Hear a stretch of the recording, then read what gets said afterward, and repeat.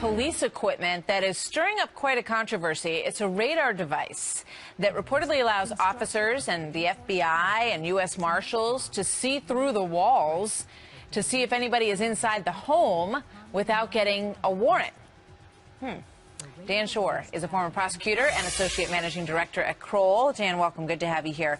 So I was interested to see that 50 different agencies across the country, including the FBI and U.S. Marshals, are using this, and it doesn't seem as if they went through the process of having this cleared.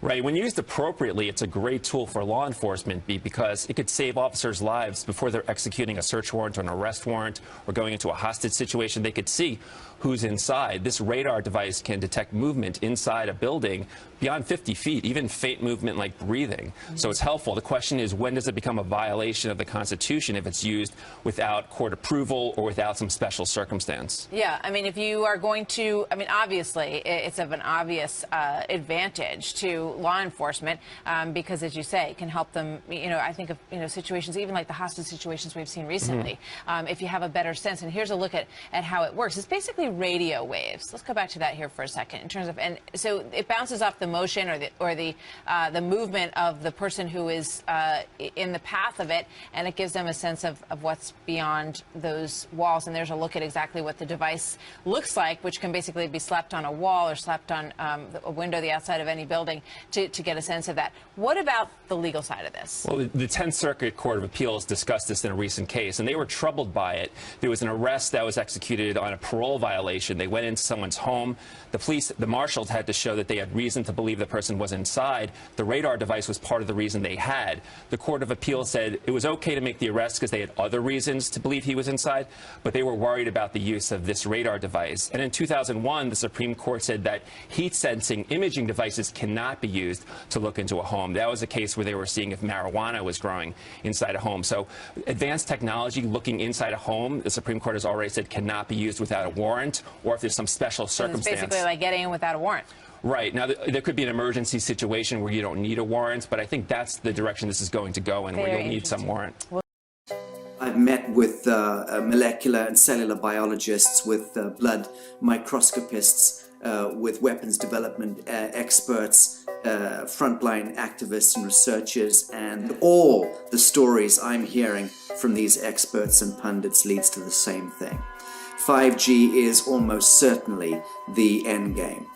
It is an extinction event brought into our homes, into our classrooms, onto the high street, into the very cells and DNA in our human bodies.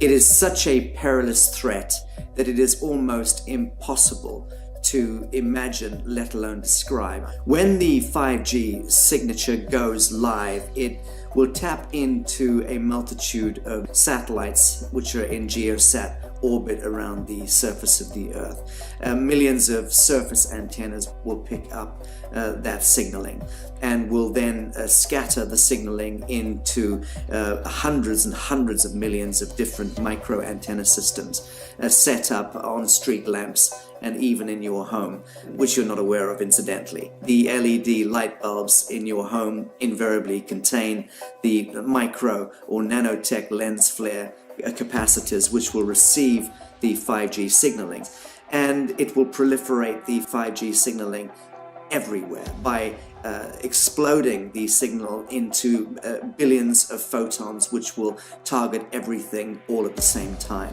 Each one of us, all the time. Today, our governments and the corporate sector have managed somehow to infiltrate the mainframe of our civilization and are pushing through a $20 trillion infrastructural rollout without any, and I mean without any, health science running behind it. There have been no tests. Your government and your health authorities are either in collusion on this matter of genocide and ecocide, or they're just damned stupid. And I would suggest it is the latter. Sasha, show me your phone. You humans never understood how it could have been if we would have worked together and not against each other.